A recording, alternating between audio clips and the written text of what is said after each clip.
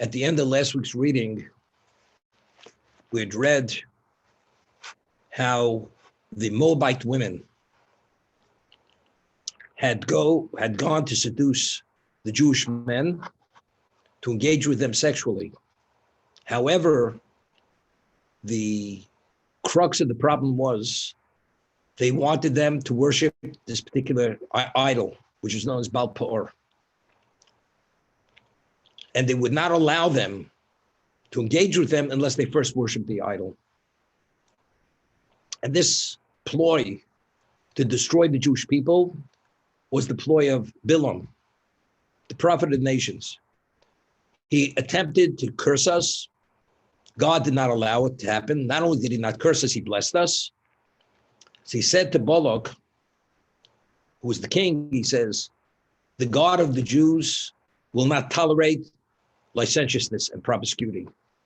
If you somehow seduce the Jews and bring them into this kind of behavior, you will activate the most intense level of attribute of justice. They will be destroyed. And that's what happened. There was a plague. And not only did the ordinary Jew engage with these women, the prince of the tribe of Shimon, he himself went and cohabited with the Midianite princess by the name of Cosby, and in a public setting. This was a public chil Hashem, a public desecration of God's name. Pinchas, who's the grandson of Aaron, the son of Elazar, who took over, became the high priest after his father passed away, witnesses this.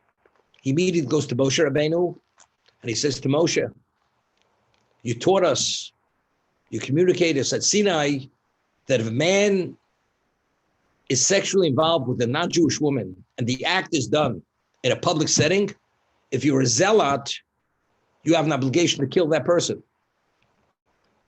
If that's the case, am I quoting you accurately? He says, yes. Moshe Rabbeinu had forgotten the law. So now that he reminded Moshe, he said, Moshe, maybe you want to do the act of zealotry.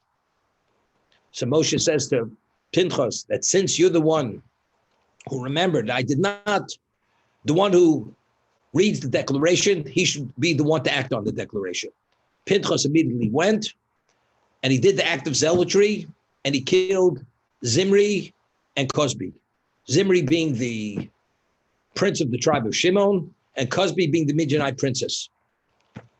Now, you realize to go into the location where this prince was cohabiting with this woman, there were all kinds of security people there. I mean, how did Pinchas even get in there? And Pinchas looked like a very devout Jew. And the only people who were admitted there it was a brothel beyond, with all these women. And plus, with the idolatry there, everything was going on. So what did he do? He went and he took a piece of wood, like a walking stick, and he took a spear and put it up his sleeve. And he comes in with this walking stick, and they said, Pinchas, what do you want? You realize he has special pedigree. He's the grandson of Aaron. He says, I'm interested in engaging with these women, like your princes. The prince does it. He wants to have a try at it. So they let him in.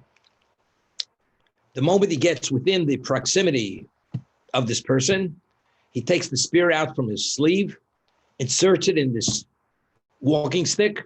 So that's the handle. And immediately goes, and as they're cohabiting, he plunges it through their location of the genitals and puts it through both of them in that location. When he did that, Zimri's people should have killed him on the spot. They should have. So the Midrash tells us God performed multiple miracles for Pinchas that he should not be killed. Anybody who attempted to approach Pinchas was killed by an angel, but didn't end at there, the miracles.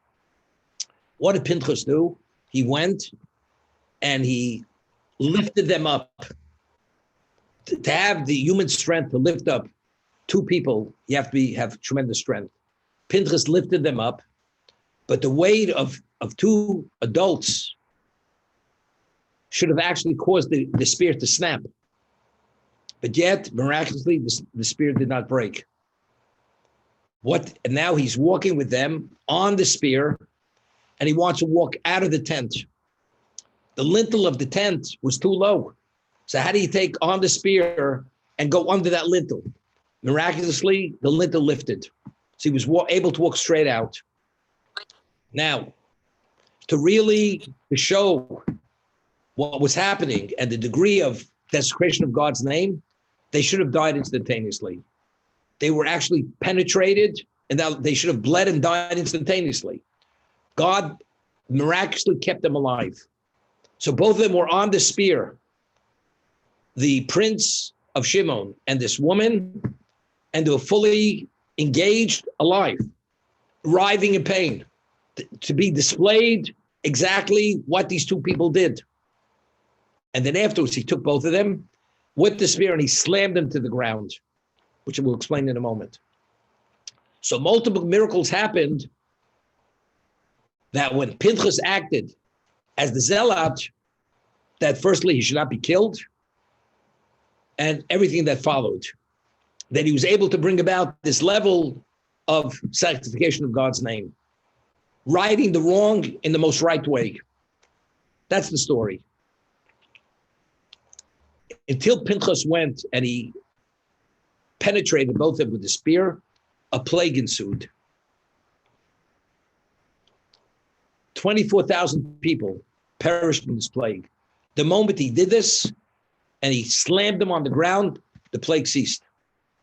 Stopped.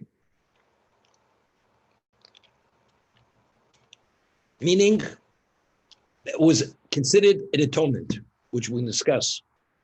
His act of zealotry righted the wrong. First of all, why was there a plague? All the Jews were not involved here. Why is there culpability to all the people? The people who died of the plague, they engaged, but the other people did not engage. But nevertheless, we'll see in a moment, as the Torah says, if not for Pinchas' act of zealotry, the Jewish people would have been annihilated. The whole people would have been destroyed. It was only due to Pinchas' act of zealotry that he avenged my vengeance. Therefore, God says, I did not have to avenge my vengeance, and that's why the Jewish people are intact and exist today. That's explicit at the beginning of this reading. When Pinchas went to avenge God's honor, he knew he'd be killed. He did not go that any miracle should be performed to him. He had no idea what was going to be. One thing, he could not tolerate the level of God's name being disgraced at this moment. He was a zealot. You know, you have two types of zealots. Some people, by personality-wise, they're zealous. And they're always looking for a cause to express that zealousness. So maybe Pinchas was one of those kind of people. The Torah at the beginning of this reading, God says, I attest that his zealotry was with purity, purely to avenge my honor. God is attesting to this. So nobody can accuse Pinchas that he's some kind of hothead. You know, like some people are. They're only looking for a cause. Pinchas is not looking for a cause. Pinchas is purely for the sake of God. He was willing to go and die, to avenge God's honor, to express his vengeance.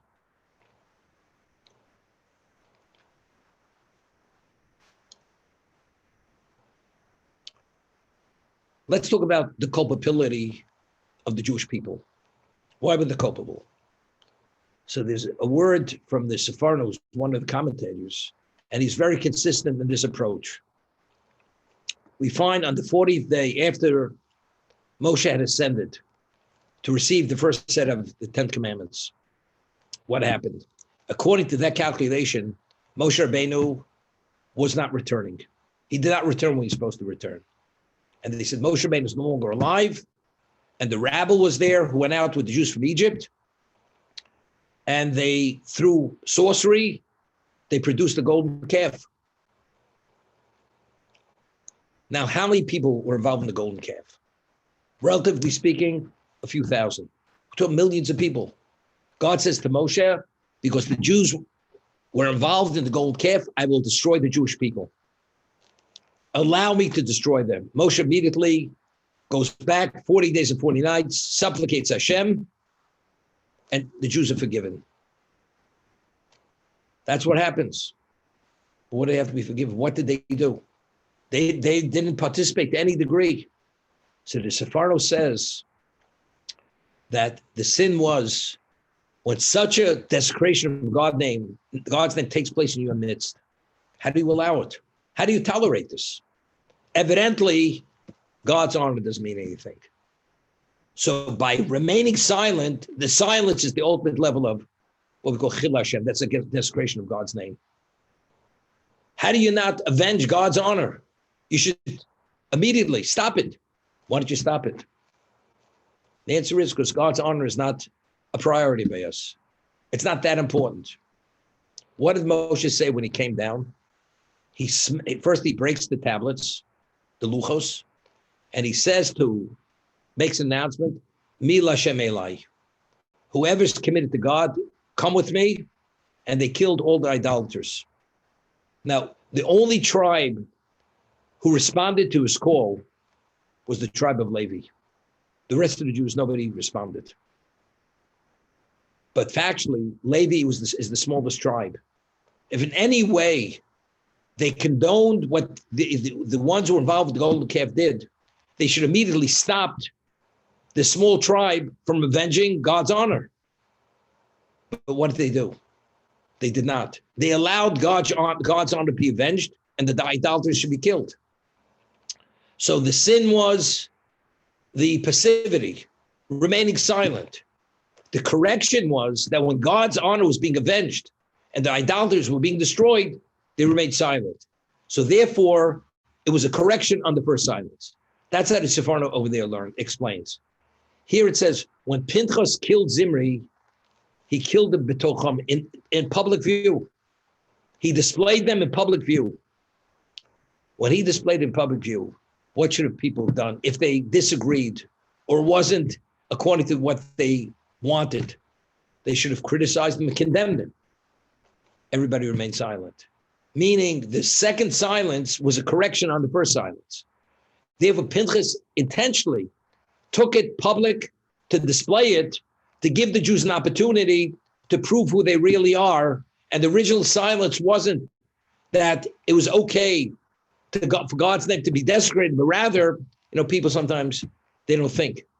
So now this is a confirmation that the silence was not due to not being concerned for God's honor, but because if it was, they should have intervened. And they did not. Therefore, the second silence is a correction on the first silence. That's how the Sepharno explains. That was the atonement through killing Zimri and displaying him and the woman. That's how that was a correction on that sin. Whenever the Torah traces anybody's pedigree, it's usually one generation. When the Torah over here traces Pinchas' pedigree, it's Pinchas ben Elazar ben Aaron HaKohen. It traces his pedigree back to Aaron. And Rashi immediately cites the Midrash, which asks the question, why here are we tracing Pinchas' pedigree 2 generations? She said Pinchas ben Elazar, Pinchas the son of Elazar, which is father. Why do we have to go to Ben Aaron? Now, Pinchas' mother was the daughter of Yisro. Elazar, the son of Aaron, married a daughter of Yisro. Who was Yisro initially? Yisro initially was the leading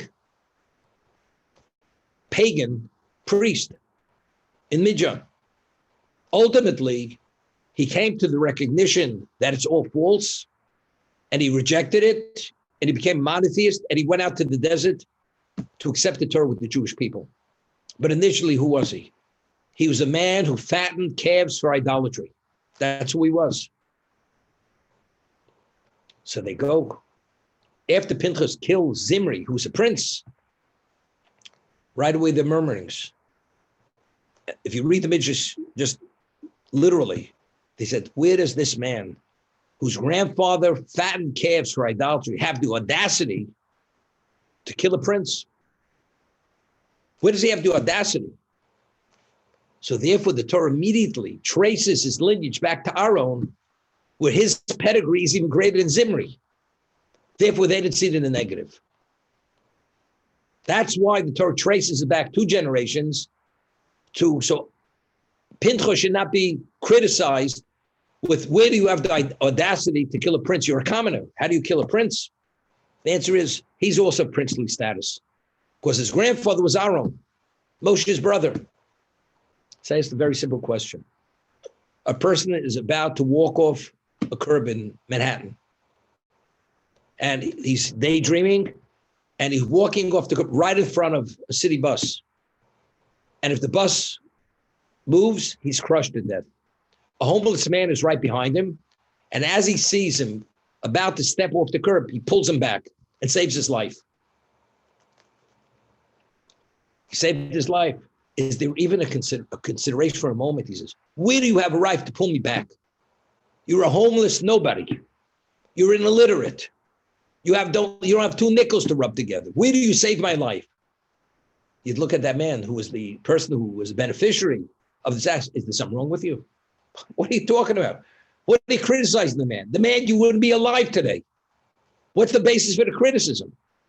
The Torah tests for the fact, if not for Pinchas' act of zealotry, there would not be a Jewish people because he avenged God's honor. So he said, but where does he have the audacity to kill a prince? His grandfather fattened calves for idolatry. I couldn't care what his father did. His father could have been Al Capone. It's irrelevant. Factually, if not for his act of zealotry, there would not be a Jewish people. So what's the basis for the criticism?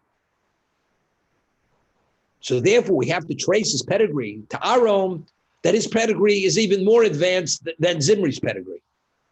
I mean, the words, if you read it literally, it doesn't make any sense. So what exactly is the criticism? There is no criticism. It's no different than the homeless man. You say, there must be something wrong with you. You're only alive because he saved your life. So the understanding is this, everybody has ego, everybody has guilt. Every one of us have. Let's say something extraordinary should have taken place. And one person acted and everyone else remained passive. Every Jew should have done what Pinchas did. He should have gone and killed Zimri because the level of desecration of God's name was such an advanced level, it should have been intolerable. So we have a question. Why did Pinchas react? Why didn't the rest of us react? That's the question. So we have to come up with some kind of answer. Person's raised as a gangster, and he becomes a Baal Tshuva. And in his past, he's taken lives. He killed people. And then it comes to a situation where a person has to be taken out because he's a true enemy. And everyone else doesn't have the background, the experience, how to take out this enemy. So who do you think is going to take out the enemy? The one with that background, although the background is a criminal background, doesn't make a difference. So people say, you know why he was able to do it? Because he has experience in this area. Why was Pinchas able to kill a prince? They're coming to relieve themselves of guilt because there's an accusing finger on every one of them. Why didn't every one of you? How did you remain silent? You should have reacted as Pinchas did. They said, you know why? Because his grandfather was a man who fattened calves to idolatry. He comes from a different pedigree than we. He comes from Ireland, where they used to sit in the pub till 3 a.m. and get themselves drunk with, they're so tipsy, they didn't even make it home. That's where he comes from. We don't come from that background. So therefore we were intimidated by his status, but he who acted immediately without any hesitancy, because his grandfather used to fatten calves for idolatry. That's what he was able to do. We couldn't do it. So it wasn't an accusation. It was only a classification to relieve the claim against them. Why didn't they do it? To relieve them of guilt. Hashem says, something? His pedigree surpasses Zimri's pedigree. So they said, but it's okay. Now we understand it. When Pinchas killed Zimri, he saw himself as a peer. He was able to do it because he's of the equal royal status. We're only peons. We're only commoners. We didn't have what it takes. We were intimidated. But Pinchas, you know why he acted? Because not that he was less, he was even more. That's why he was able to act and react as he did without any hesitancy. That's how I understood the Midrash. What the original wasn't an accusation. It was actually a vindication of themselves by depicting Pinchas in this background, why he could and they didn't. On that, the Torah goes to paint a better picture. No, it's not because he had a lesser background. He had a greater pedigree. And therefore, he saw Zimri as equal, even less than he was. Therefore, he was able to kill him for that reason. That's the way I understood the Midrash, okay? However, I had difficulty with the Midrash. Why? After the fact, why did Pinchas react and they didn't react? Or act and they didn't? She'd say because they were intimidated by the status of Zimri. He's a prince, and Pinchas was not. So therefore, we have to trace the pedigree back to Aaron. In last week's reading, when it says, when Pinchas saw what was happening, he's identified this as pre-act of zealotry. It says Pinchas, the son of Aaron, of Elazar, son of Aaron, had seen what was happening. When originally he saw what was happening, this is pre-acting, pre-zealotry. He's already identified as the grandson of Aaron. In that context, what is it? What do we have to go back 2 generations? There he's Pinchas ben Elazar. Nobody's depicting him as anything. We're talking about the person who did the act of zealotry, Pinchas ben Elazar. But no, even there, he's identified as the grandson of Aaron. Why? The Midrash over here doesn't reconcile why we need to trace it back an extra generation. So why do we go back an extra generation? So Rameir Simcha Vinsk explains, with his explanation, it's very good. Now, we know that many predilections we have are inborn. It's by inheritance. For instance, to give you an example, the Talmud tells us that there's certain innate characteristics that every Jew possesses. And if he doesn't have these characteristics, they're very special, you have to question his pedigree. If he's an original Jew, or in his lineage, that he's from an original Jew, what are they? Rachmanim. Jews are compassionate. That's an inborn characteristic of every Jew. Baishanim. Jews have an inborn characteristic of conscience. There's no conscience like the Jewish conscience. Gomle chasadim.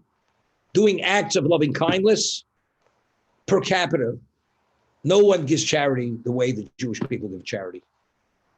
They may not give charity to support the right causes, but in terms of giving, Jews are giving. Naturally giving. And if a Jew doesn't have one of these three characteristics, you have to question his pedigree. And maybe he comes from converts. But if you come from the holy patriarchs, this is who they were. This is part of the gene pool. And by inheritance, you should have this, okay? But just as we inherit certain characteristics from the patriarchs, we call it the Avos HaKadoshim, the holy patriarchs, we also have certain characteristics we inherit which have to do with family, our family. You realize Elazar, Pinchas' father, wasn't an ordinary person. Aaron definitely was not an ordinary person. It was Moshe's brother. He merited to be the first high priest. When he was told that his brother was chosen to be the Redeemer, Hashem says to Moshe, "V'yotzav v'samach libo," he will have joy in his heart. Although Aaron was the older brother, there wasn't a trace of envy. He rejoiced for his brother. And that's why he merited to wear the breastplate with the diamonds, with the kol on his chest, on his heart. Was such a pure heart, only that kind of heart is worthy to wear that breastplate. Aaron was special.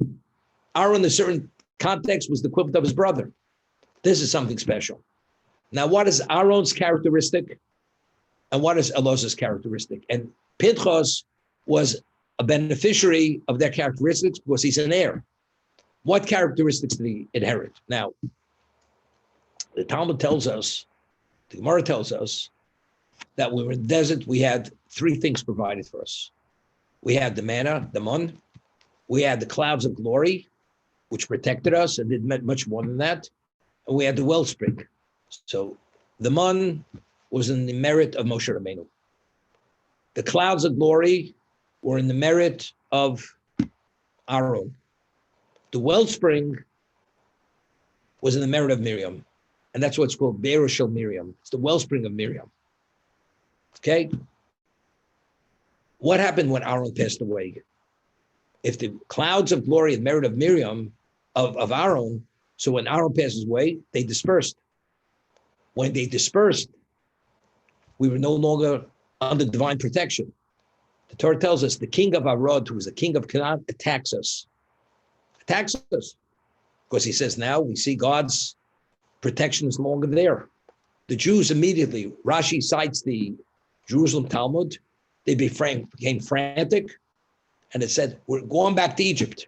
And there was a whole movement, they're going back to Egypt.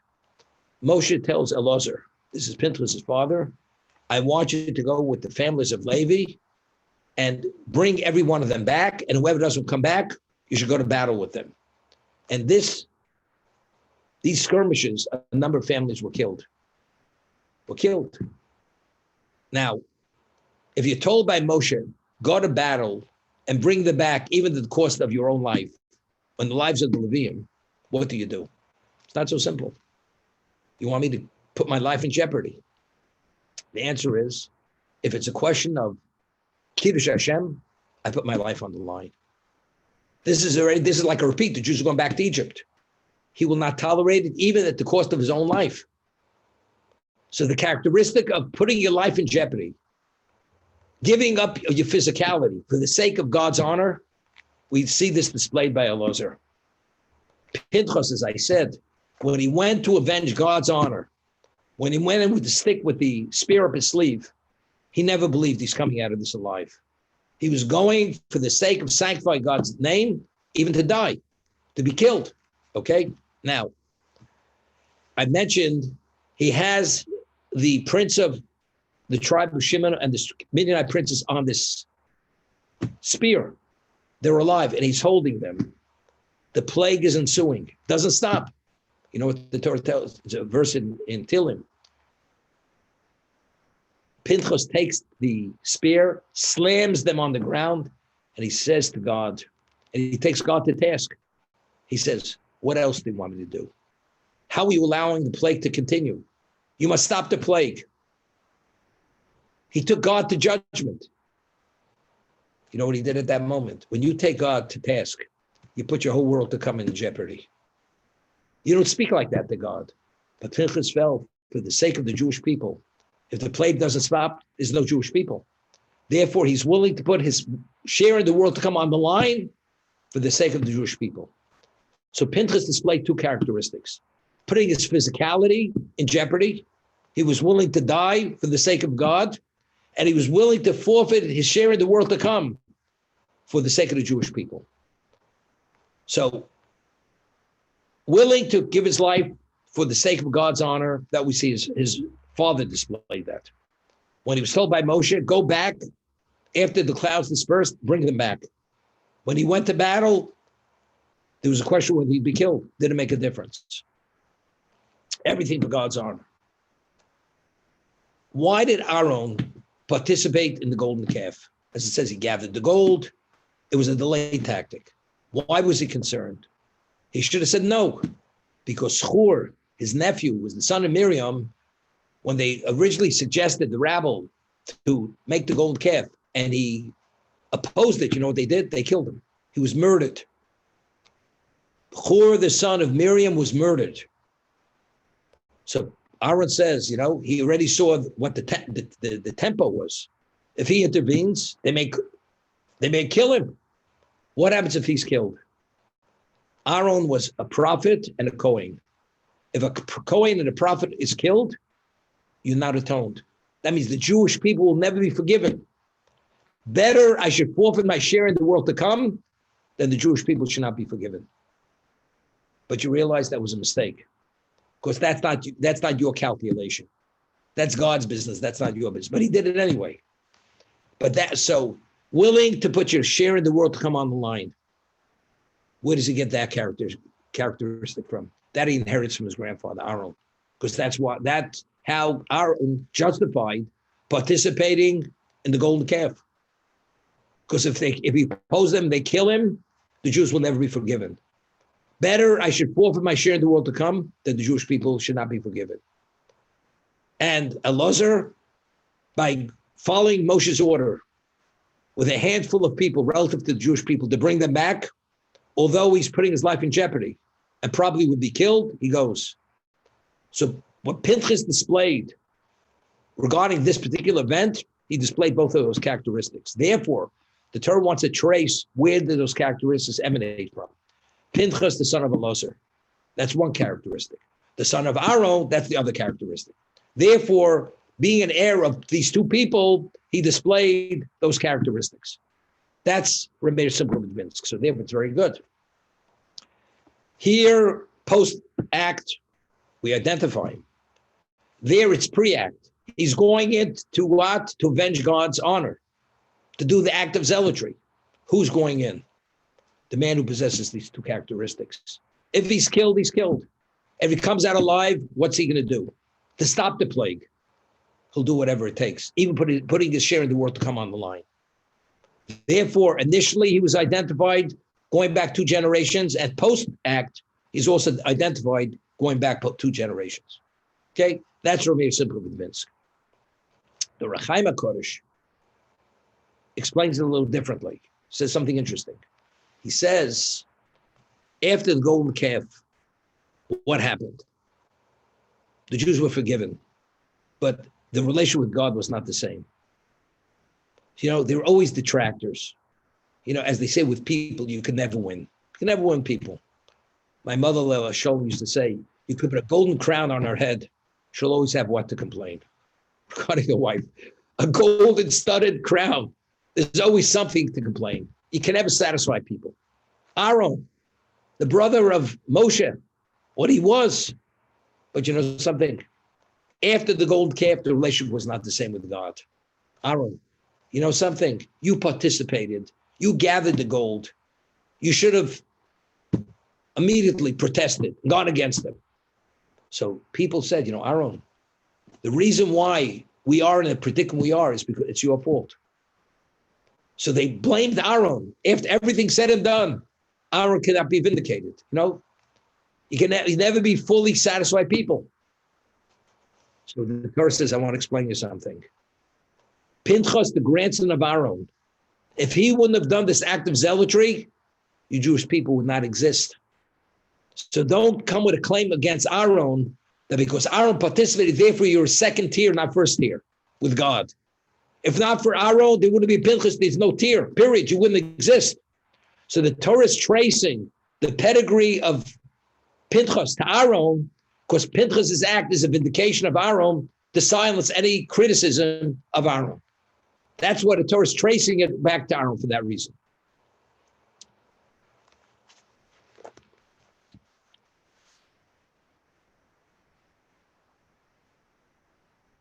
We find a number of people. Pinchas, the Jewish people exist. Why? In the merit of Pinchas.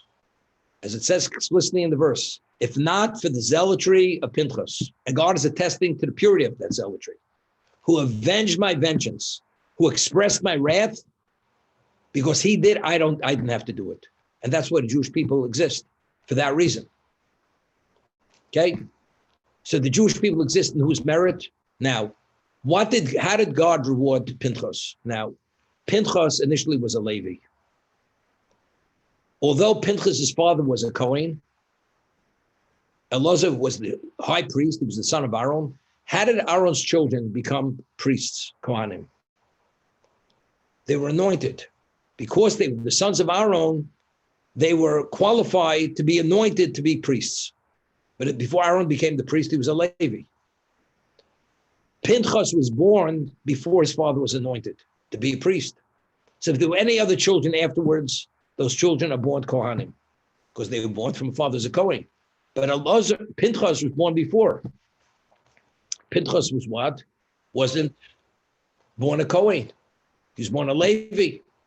But God says, because of your act of zealotry, and you atoned for the Jewish people, and that's why they exist, the act of zealotry and sanctifying my name, that itself qualifies you to be the Kohen, because just as you brought about this level of atonement, which is the function of the Kohen, therefore you'll be the ultimate atoner, being the Kohen. That's the measure for measure. So there's no anointing oil. He's not the son of Aaron. He's a grandson of Aaron. When he was born, his father was a Levi. Independently, he ascended to the level to be qualified to be the Kohen. Because just as he personally brought about the ultimate atonement, and therefore the Jewish people exist, therefore you're qualified to be the Kohen, without anointing oil, without anything. So I told over a story this morning, which is something similar to this. There was a Jew. There was the famous Rebbe Levi Yitzchak Bardichev, who was the famous advocate of the Jewish people. And he would always daven Yom Kippur for the Amud. He was the chazan for the Yom Noraim. He would start with Kol Nidre, the evening service, morning service, Musaf, Nila, even Ma'ariv after Yom Kippur. He would, everyone, okay? We know the most solemn moment in a synagogue or anywhere is Kol Nidre, where the chazan chants Kol Nidre. Now, what is the setting at Kol Nidre? The chazan stands in the middle, and they have two people, one to each side of him, holding a Sefer Torah. The ark is open, and he's chanting Kol Nidre. Okay, that's the setting. This person, he was a debtor to his landlord, who wasn't a Jew. And the landlord told him that unless he brings the money to pay what he owes, he and his family will be thrown into debtor prison. Person's thrown into debtor prison, it's a question of life and death. It's literally in a dungeon. So he actually had no choice. It was Erev Yom Kippur, and he went to raise money to cover this payment that he has to make. So what does he do? He walks into an inn, and he sees in the corner 3 people are gambling, whether they were Jews, not Jews, I'm not sure. And the money is stacked on the table, and they see him, this person depressed, he's carrying the world on his shoulder. He said, "Hey buddy, what's wrong?" See, he tells him his predicament, that unless he pays his landlord, he and his family are going to debtor prison. So one of them says, generous, he says, "You know something? I'll make a deal with you. You see this bottle of vodka? If you drink a pint of the vodka, I'll give you a third of the debt. I'll give you you'll be able to pay a third of the debt." Okay? Does he have a choice? Tonight's Yom Kippur. If he drinks a pint of vodka, he's going to be a little tipsy. There's no way he's even going to be able to keep focus on Yom Kippur. He has no choice. It's himself, his family, drinks down the pint. The other 2 said, "You know something? If you do the same, each of us will give you a third, and you'll have your full amount." He drinks down 3 pints of vodka. He walks out of there, staggering out of there with the money, and he comes home. He pays the debt. Okay, so he figures he's in a stupor. What should he do? At least he'll go to shul, get dressed, and sit on the bench, and he'll doze off. At least he'll be in shul when they say Kol Nidre. So he, sitting on the bench, he dozes off in the stupor, and all of a sudden, in the middle, he opens his eyes, and he sees the Aron Kodesh open. He sees 2 Sifrei Torah out, and the man thinks it's Simchas Torah. He gets up, he starts dancing, and starts singing like it's Simchas Torah. The people get really upset. This is the most solemn night of the year, and this man is acting, disrupting the whole mood and everything. They pounce on him immediately, and they put him back in the seat. He falls back asleep. So Rabbi Levi Yitzchak Bardichev gets up, and he addresses the crowd. Rabbi Levi Yitzchak Bardichev was divinely inspired. He knew exactly what happened. And he says, "I want to tell you people what happened." And he told them. The man had no choice. For the sake of himself and his family. And therefore, that's what happened. But he says, "I want to tell you something. We have to go through Yom Kippur before we arrive at Simchas Torah." This man, because what he did, He skipped Yom Kippur, he went straight to Simchas Torah.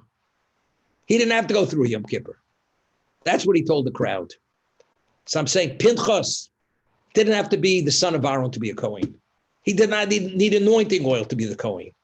His act of zealotry, that he brought the ultimate atonement, that there's a Jewish people, that was the initiation for him to be the Kohen, to be the priest. If you could bring that level of atonement, that qualifies you beyond anything. So being a Kohen, he was independently a Kohen, not because he was his father and his brother, his uncles, they were Kohanim because they were the sons of Aaron. They got in on the father's coattails. Aaron had nothing with his father or grandfather's coattails. He was independent. He was the Kohen because of his level of achievement. That's who Pinchas was. We find Ruvain, who was the eldest son of Yaakov, initially being the firstborn, he should have had royalty, should have been rightfully his, and the priesthood should have been rightfully his. But because he acted impulsively, he was stripped of both. When Rachel passed away, Yaakov took his bed and put it into the tent of Bilhah. Bilhah was a concubine to Yaakov. Leah, his mother, was the wife. She's the matriarch. Reuven took this personally, and without consulting with his father, he took his father's bed out of the tent of Bilhah and put it in the tent of Leah. When his father found that, he was upset. And because he acted impulsively, did not consult with his father, he says, you forfeited royalty and you forfeited the priesthood. Levi is the priest. Yehuda, that's royalty. Okay? So where are you? Now, it's something unbelievable. So why did Reuven fail? Because he acted impulsively. That's why he failed. Now, fast forward, Yaakov has a son that he loves more than all his children combined. Yosef, the wisest, he sees his son as his successor in every sense of the word. He's the future of the Jewish people. And there's a little bit of jealousy, strife, animosity, and Yosef is tailbearing. The brothers take him when he goes in there looking after them, and they said, we're going to kill him. We're going to kill him. Reuven immediately intervenes, and he says, why kill him? Why shed his blood? Put him into a pit in the desert and let him die. Don't shed his blood. And the Torah attests to the fact that Reuven's intention was that after they put him into the pit, he would retrieve him and bring him back to his father. So over there, the Sepharno says, what did Reuven understand? From his personal experience, he understood what is the consequence of impulsivity, being to act on impulse. Once you do it, you can't bring back, you can't undo what you did. Because he acted impulsive, he forfeited what he forfeited. So he tasted that bitter pill, but good. If God forbid, if they should kill Yosef, even though later they'll regret it, there's no Jewish people. Because the Jewish people have to have 12 tribes. Yosef was one of the sons of Yaakov. Therefore, from his own experience of understanding what it means to act impulsively, he told them, throw it, why shed blood? Just put him in the pit. Bring his end through indirect cause. So in essence, why is there a Jewish people? Because Reuven learned the lesson so well and intervened, did not allow his brothers to kill him. So he may not be the king. He may not be the priest. But you know something? The whole story is attributed to him. The whole enterprise is attributed to him. So we have people, even though on their personal level, they themselves are individuals and we have individual accomplishments, but the totality of the Jewish people. So why was there a Kabbalah Torah? Because there's a Jewish people. Only because of Reuven's intervention is there a Jewish people. So everything is ascribed to him. Only because of Pinchas is there a Jewish people. Therefore, do you know who the Mavasir is? Talmud tells us Pinchas and Eliyahu Novi are the same person. He lives eternally. He will be the announcer to the coming of Mashiach.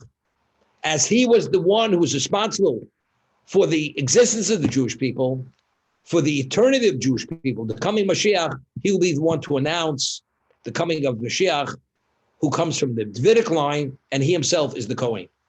That is the measure for measure. He made the day.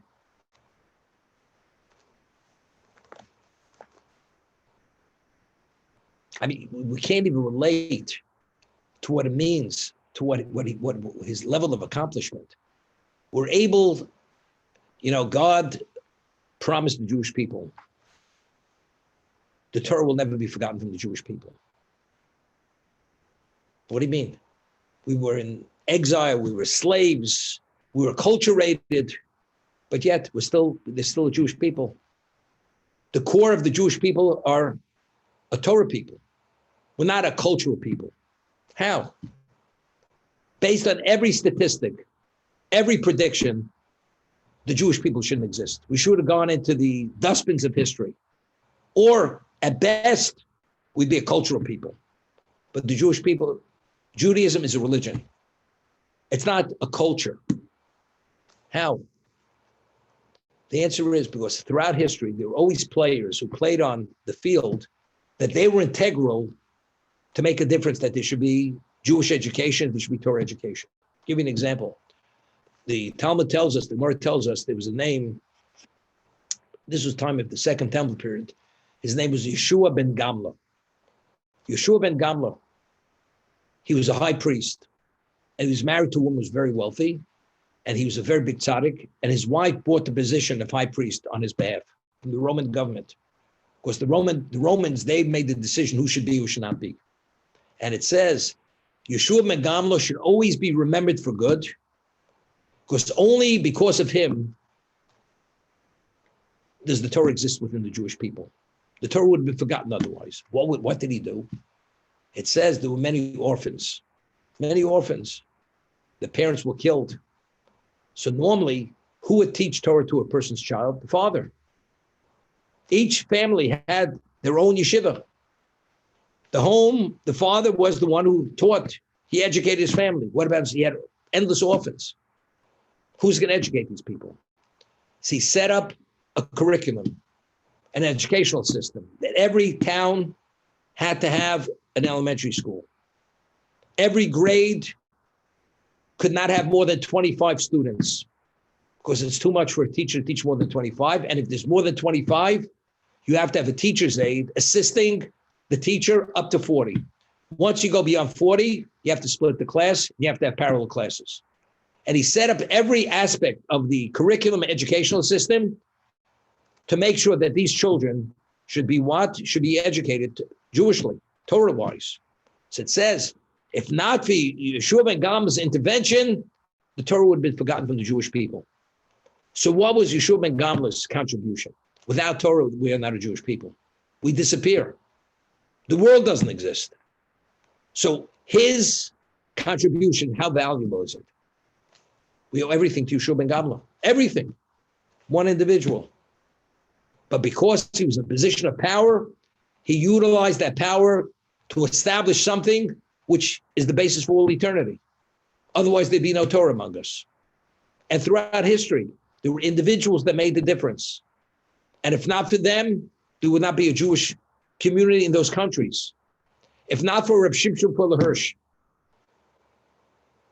Zechreinu Livrocha, who was in Frankfurt, with the Reform movement, within 30 years, 50% of German Jewry converted to Christianity. Could you imagine?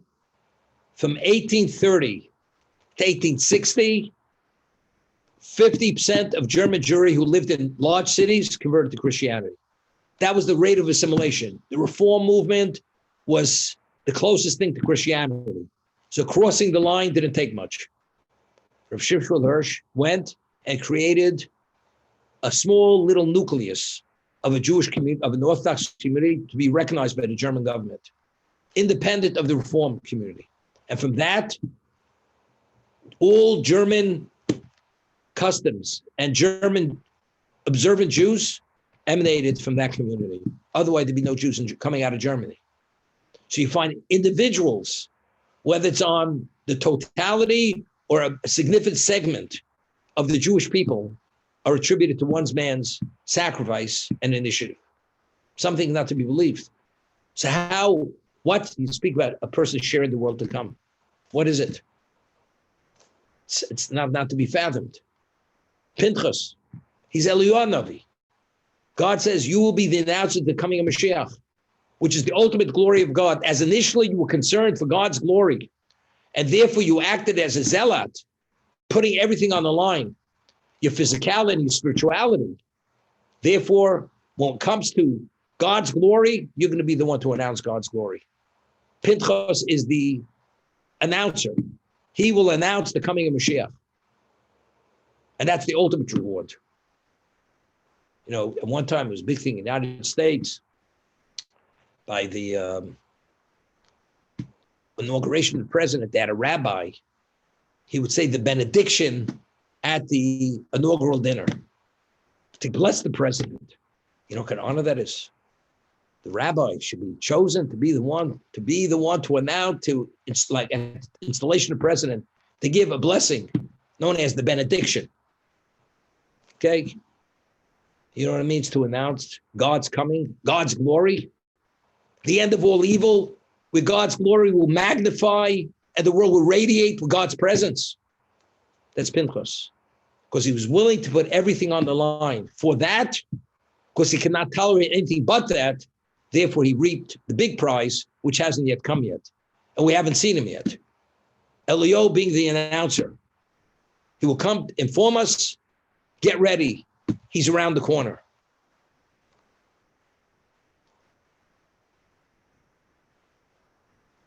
You know, in life, you need role models.